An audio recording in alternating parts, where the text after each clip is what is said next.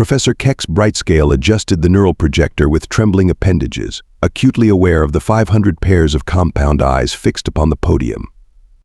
The grand hall of the Galactic Research Summit sparkled with its usual crystalline magnificence, but today felt more like an arena than an academic venue.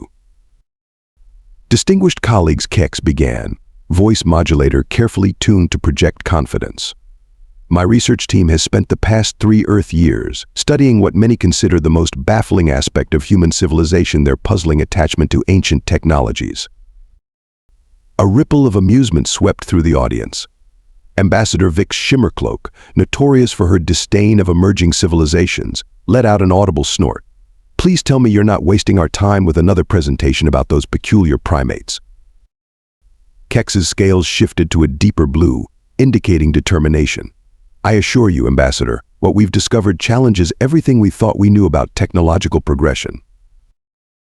The neural projector hummed to life, displaying a series of images humans in military installations using mechanical lockpicks alongside quantum computers, carpenter workshops with both plasma cutters and hand saws, survival kits containing both fusion lighters and flint stones. Note the contradiction, Kex continued, gesturing with an upper appendage. These humans possess the knowledge to create matter replicators, yet they insist on maintaining and teaching skills that predate their industrial revolution. They deliberately preserve what we would consider obsolete technologies. Clearly a sign of their primitive nature, called out Dr. Nexus Brightwee from the 3rd row. Some species simply lack the capacity to fully embrace progress. Kex's scales rippled with barely contained excitement. That's precisely what we thought at first, esteemed colleagues. But observe this data. The projection shifted to show statistical analyses. Every human settlement, from their orbital habitats to their deepest underground bunkers, maintains a careful balance of technological levels. This isn't random. This isn't primitive thinking. This is deliberate. The amusement in the hall began to fade, replaced by puzzled murmurs. Professor Yik Stardenser, head of the Xenological Society, leaned forward in her hover chair. Are you suggesting these humans intentionally restrict their technological advancement? Not restrict, Professor Kex responded, mandibles clicking with enthusiasm. They expand their technological capabilities while consciously maintaining mastery of previous technological levels. The question that haunted our research team was, why? The hall fell silent. Even Ambassador Shimmercloak's antennae twitched with reluctant interest. What we discovered. Kex continued, voice dropping to a near whisper that nonetheless carried through the perfect acoustics. Wasn't just an answer about human civilization. What we found reveals a fundamental flaw in our own understanding of technological progress. A flaw that could determine the survival or extinction of any spacefaring species. The silence deepened. Every being in the hall remained perfectly still, waiting for the revelation that would challenge their understanding of civilizational development. Kex's scales shifted to the deep purple of grave responsibility as the neural projector prepared to display the next series of images, evidence that would shake the galaxy's perception of progress itself. The projection shifted, and Kex's voice took on a reminiscent tone. 3 Earth years ago, our research vessel, the Seeker of Hidden Truths, descended through Terra's atmosphere. Our mission was simple: document the technological progression of humanity and determine their readiness for full galactic integration. The image showed a sprawling human city, Seattle, according to their records. Towers of steel and glass reached toward the sky while ground vehicles, both electric and combustion-based, moved in organized chaos below. Our first subject was Maya Rodriguez, age 42, occupation master carpenter and technological integration specialist. When we received her credentials, we thought there must be an error in the translation, Kex said, mandibles clicking in remembered confusion. The projection displayed Maya's workshop, a vast space that seemed to defy logical organization. One wall held tools that wouldn't have looked out of place in a museum: hand saws, planes, chisels. The opposite wall displayed precision laser cutters and molecular bonding devices. Ms. Rodriguez, Kex narrated, please explain the purpose of maintaining these archaic implements. The hologram showed Maya tall, bronze-skinned, with calloused hands and laugh lines around her eyes. She picked up an antique hand saw, its wooden handle worn smooth from generations of use. This saw belonged to my great-grandfather. Maya's recorded voice filled the hall. He built houses across 3 continents with it. When the big blackout of 2157 hit, this saw helped him build emergency shelters for 50 families. No power, no problem. Try doing that with your molecular splitter when the grid goes down. The footage continued as Maya demonstrated her workshop. She crafted a chair using both ancient techniques and modern technology, moving seamlessly between them. Look at this joint, she explained, showing a perfect dovetail connection. Could I make it faster with the atomic realigner? Sure. But what happens when the realigner breaks down? What happens when the replacement parts are stuck on a cargo ship halfway across the solar system? Kex's recorded voice asked, but surely such scenarios are rare. Maya's laugh echoed through the conference hall. Rare? Have you studied our history? Solar flares, earthquakes, hurricanes, war. We learned the hard way that any sufficiently advanced technology is indistinguishable from a paperweight when it stops working. The presentation shifted to footage from a nearby factory. Robotic arms assembled vehicles with precision, while human workers practiced manual assembly techniques in a dedicated section of the facility. We discovered this pattern everywhere, Kex explained to the now silent audience. The humans maintain multiple technological layers in every industry. Their military bases stock both quantum communicators and mechanical signal mirrors. Their hospitals have matter replicators for medicine and extensive herb gardens. Their space stations carry both fusion reactors and chemical backup systems. The recording showed the research team's growing confusion as they visited site after site. Each location revealed the same paradox: cutting-edge technology working alongside methods that predated human spaceflight. Our breakthrough came during a conversation with Maya's apprentice, Tom Chen. Kex continued. The hologram showed a young human demonstrating traditional woodworking techniques to a group of children. We don't just preserve these tools, Tom explained in the recording. We preserve the knowledge, the skills, the understanding of fundamental principles. Every generation learns both the old ways and the new. Not out of nostalgia, but out of pragmatism. Maya's voice cut in from off-screen. The galaxy's a big place, Professor Kex. Lots of things can go wrong. And when they do, you don't want to be the civilization that forgot how to make fire because they were too dependent on fusion lighters. The images faded, leaving the grand hall in contemplative silence. Kex's scales shifted to the blue-green of professional satisfaction as multiple appendages adjusted the neural projector for the next sequence. But this was just the beginning of our investigation, Kex announced.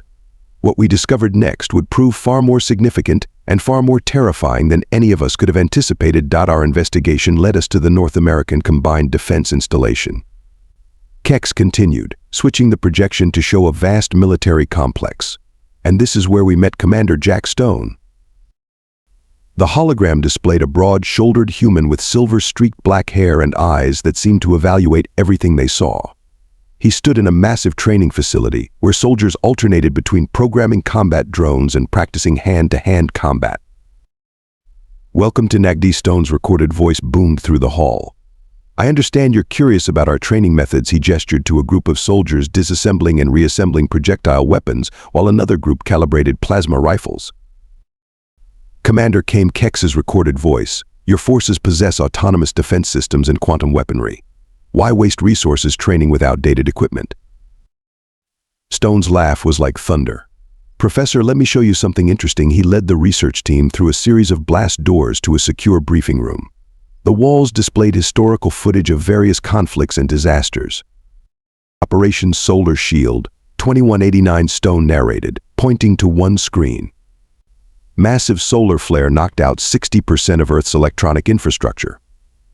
Guess what still worked? Rifles, radios, combustion engines. While everyone else panicked, we maintained order, distributed supplies, and protected civilians. The footage shifted to another incident. The Singapore AI revolt of 2196. Every networked weapon system went dark. You know what saved the city? Marines with projectile weapons and paper maps. Kex's scales flickered to the orange of sudden realization as the commander continued his presentation. The hologram showed soldiers training with everything from quantum computers to Morse code equipment. See, the thing about humans, Stone explained, pacing the room with hands clasped behind his back, is that we're really good at creating amazing technology, but we're even better at breaking it, sometimes accidentally, sometimes on purpose. We learned that lesson the hard way. The presentation displayed training exercises where soldiers had to complete missions with randomly disabled equipment. In one scenario, troops navigated using stars and compasses after their GPS was jammed. In another, medics treated wounds using primitive techniques when their medical scanners malfunctioned.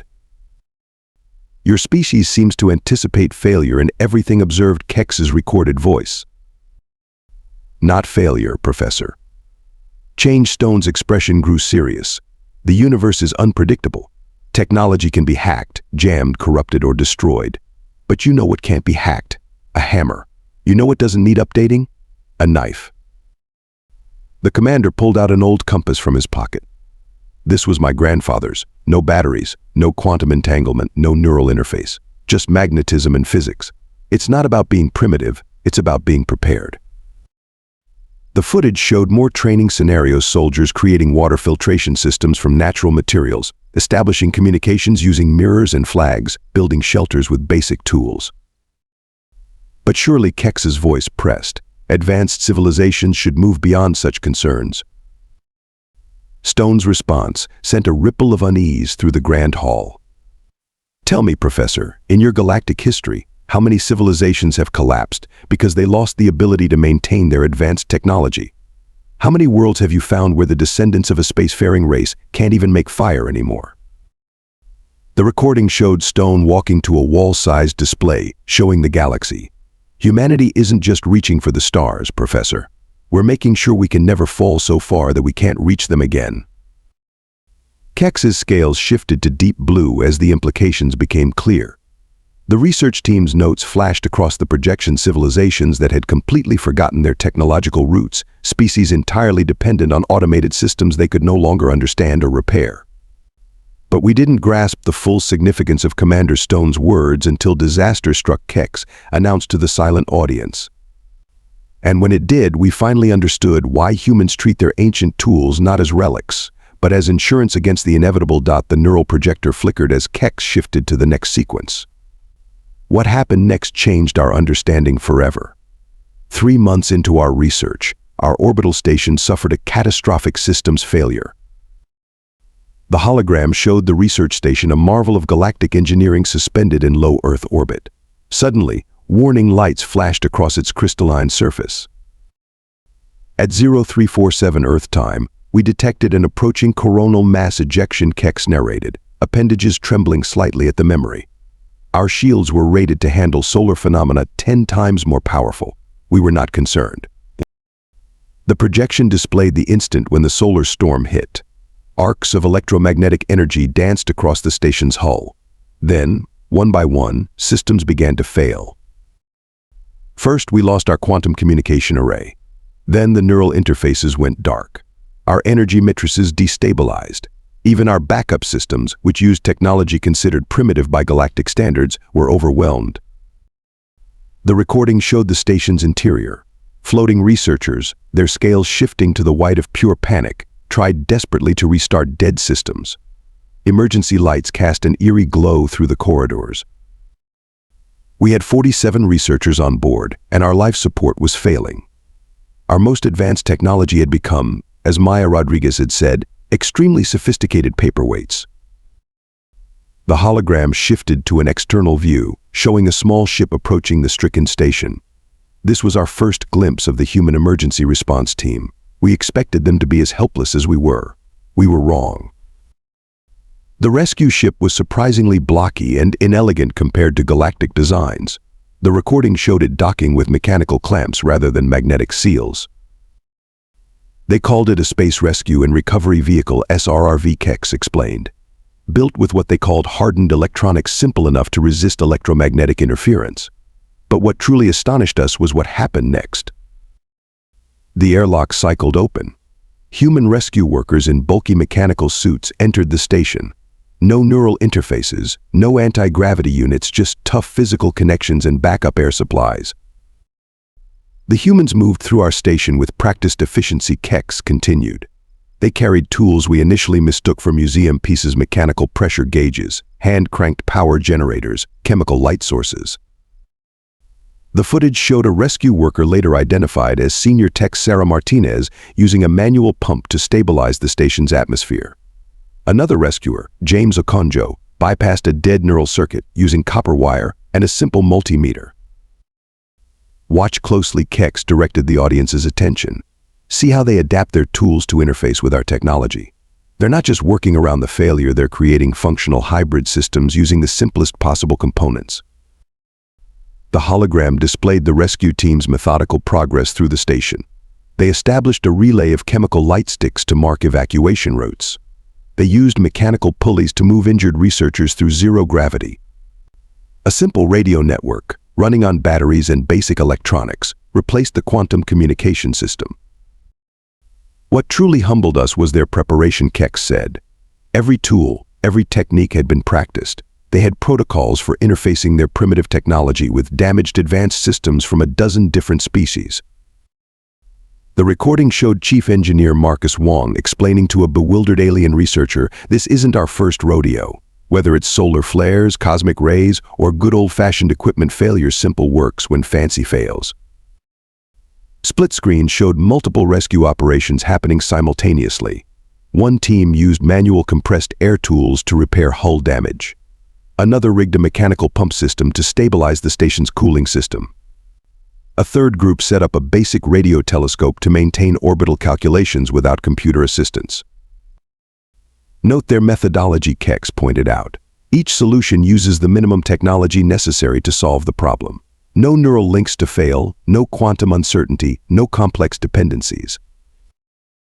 The projection showed the station gradually stabilizing. Emergency power came from chemical batteries and mechanical generators. Life support was maintained by systems that would have been familiar to humanity's first space pioneers. As we watched them work, we began to understand Kex's voice carried a note of revelation. These humans hadn't simply preserved their ancient tools, they had refined them, adapted them, maintained them as a parallel technological track specifically for situations where advanced technology fails. The recording showed the final stages of the rescue.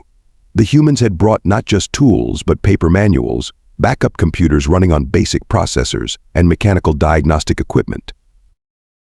When the station was secure, their commander shared something remarkable with us, Kex said. The hologram showed a gray-haired woman in a rescue suit, Commander Rachel Chen, holding up a thick paper manual.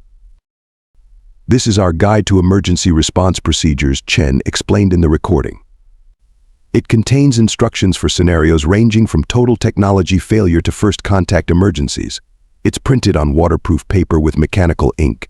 No batteries required, no updates needed, and it's never crashed once. The projection returned to the external view of the station, now stable but running on what galactic society would consider prehistoric technology. We had always seen humanity's technological development as inadequate, Kex concluded this segment. But as we sat in our crystalline station, alive only because of hammers, wrenches, and printed manuals, we realized we had completely misunderstood their approach to technological progress. The neural projector dimmed slightly, matching the sobering mood in the grand hall. Even Ambassador Shimmercloak's earlier disdain had been replaced by thoughtful silence. But the true revelation, Kex continued, scale shifting to a deep purple, came when we began to study human historical records and discovered exactly why they maintained this approach and what it meant for the rest of US. After the station incident, we dove into human historical archives. Kex continued, the neural projector displaying a cascade of historical footage. What we found was a pattern so obvious that we had been blind to its brilliance. The projection showed scenes from Earth's history: ancient pyramids under construction, medieval castles, steam engines, early computers, quantum processors, but with a crucial difference. Each new advancement didn't replace the previous ones, it added to them. Look at this, Kex indicated, showing a modern construction site. They use quantum-guided robotic systems to place steel beams while keeping measuring tapes in their pockets. Their advanced AI runs calculations while workers verify angles with spirit levels. This redundancy isn't accident or tradition, it's survival. The hologram shifted to display different disasters throughout human history. The Bronze Age collapse, the fall of Rome, the Dark Ages, the global blackouts. Each time human civilization stumbled, they picked themselves up faster than before. Not because their technology improved, but because they refused to forget what came before. Footage played of a human classroom, where children learned both computer programming and basic arithmetic by hand. They teach their young both ways, Kex explained. The advanced method and the basic method. When we ask why waste time on manual calculations, their teacher, Mr. Benjamin Parker, said something profound.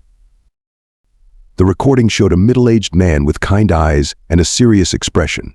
Computers make us faster, but understanding makes us capable. Take away my calculator, I can still count. Take away automation, I can still work. Take away power, I can still think. But the true genius of their approach became clear when we studied their response to technological failures, Kex continued. The projection displayed various scenarios: solar flares disabling power grids, computer viruses crashing networks, quantum communication systems going dark. In each case, humans simply stepped down their technological level and continued functioning. When digital payment systems failed, they used paper money. When paper money was unavailable, they bartered. They adapted at a speed that seemed impossible. The hologram showed Dr. Luna Patel, a technological historian, explaining this phenomenon. Every human civilization that collapsed in isolation took centuries to recover. We learned to maintain not just the knowledge of how to build technology, but the ability to rebuild it from any point. We can reverse engineer our own progress because we never lost the instruction manual. Kex's scales rippled with excitement as the evidence mounted. Their military installations make sense now. Their industrial redundancy, their insistence on teaching old methods alongside new ones. They're not preserving their history, they're preserving their future. The projection displayed a timeline of human technological development, but arranged in parallel tracks rather than a single line. Most species, including us, view technological progress as a ladder to climb. Humans view it as a pyramid to build. Every new level depends on the stability of the ones below it. Images flashed across the hall: solar-powered satellites with mechanical backup systems, quantum computers with abacus sets in their storage, spacecraft carrying both matter replicators and basic toolkits. They call it technological resilience, Kex explained. The ability to lose any level of technology without losing the capacity to rebuild it. No other species we've encountered has developed this approach. The recording showed Maya Rodriguez one final time, working in her shop. "You know what's funny?" she asked, holding up a wooden mallet next to a molecular bonding tool. "Everyone thinks we're moving too slowly because we keep the old ways. Truth is, we're the only ones who can afford to move fast because we know we can't fall past the ground floor." Kex's scales shifted to the deep blue of profound understanding. That's when we realized humans aren't primitives maintaining antiquated technology. They're the only species we've met who truly understands how fragile advanced civilization can be, and they've spent their entire history preparing for that reality. The projector dimmed, leaving the grand hall in contemplative silence. The implications were beginning to dawn on the assembled scientists and diplomats, their own technological certainties suddenly seeming less certain. But the most terrifying part, Kex continued, mandibles clicking with nervous energy, wasn't what we learned about humans. It was what we learned about ourselves and every other spacefaring civilization in the galaxy. Professor Kex turned off the neural projector, letting darkness settle over the grand hall. The silence hung heavy as a supernova's ghost. "My fellow researchers," Kex's voice carried the weight of revelation, "we came to study humanity's technological progress. Instead, we discovered something far more significant. While we race toward technological advancement, humans build technological resilience." Kex activated a simple light panel, notably not the neural projector illuminating the countless faces in the audience. "And consider our own civilization. Who among us can craft a simple cutting tool without molecular resequencers? Who can navigate without quantum positioning? Who can even produce food without matter replication?" Ambassador Shimmercloak's antennae drooped. "Surely you're not suggesting we abandon our advanced technology?" "No," Kex replied firmly. "The humans never abandoned anything. That's the point. Look at your data tablets. Now imagine they stop working. What then? the humans would switch to paper. Paper fails, they use clay tablets. Clay unavailable, they memorize and teach orally. Tech specialist Rook Shimmerwind stood up, scales flashing with concern. Are you saying our civilization is vulnerable? I'm saying we're balanced on the tip of a technological pinnacle. Kex gestured with all four appendages for emphasis. The humans? They built a technological pyramid. Remove the top, they still have the middle. Remove the middle, they still have the foundation. Remove everything, they know how to rebuild from bare rock and simple tools. The hologram flickered one last time, showing a split screen, a human space station and a galactic one. Our stations are more advanced, more efficient, more powerful. Their stations? They can run on backups of backups of backups of backups, each level simpler than the last, until you reach technology so basic it barely qualifies as technology. Professor Kex Brightscale wheeled forward.